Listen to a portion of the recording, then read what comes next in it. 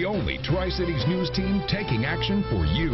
KEPR Action News. And good evening, everyone. Putting a crime-fighting program to the test. It's been in place for a decade in some Kennewick apartments. Now Action News pulled the numbers to see if a team effort between police and landlords is working. KEPR Action News reporter Lena Vargas shows you the spots that have changed and those that still need some improvement.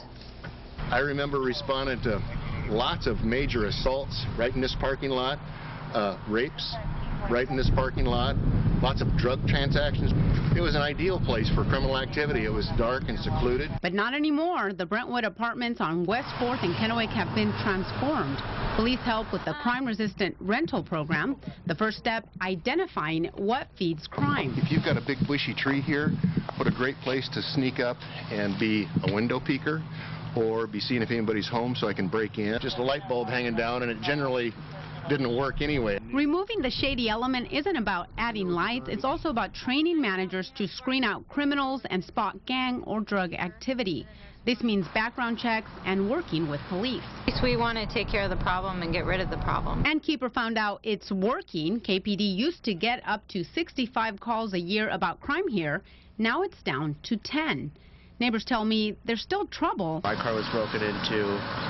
Gas has been siphoned from my car. And the numbers show crime does still happen, but the violence is down. Maybe it's a little bit better, but you've got people that run through here and pound on the doors, kids playing jokes. Well, that's mostly what it is, but still it's a pain. I took this one step further, looked through the numbers, and found the program hasn't worked everywhere, though most complexes are safer. Take, for example, the Heatherstone 1 apartments. They still have a high number of crime calls to police.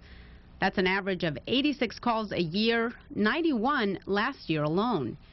Still, even in those cases, there are gains year to year, proving the crime-resistant rental program can stamp out trouble by shining a light for tenants. Lena Vargas, Action News. Now, when you look at all the numbers, calls for crimes at apartment complexes have gone down significantly over the years after a peak in 2005. KEPR also checking into the figures for Walla Walla, which does also use the crime-free rental program.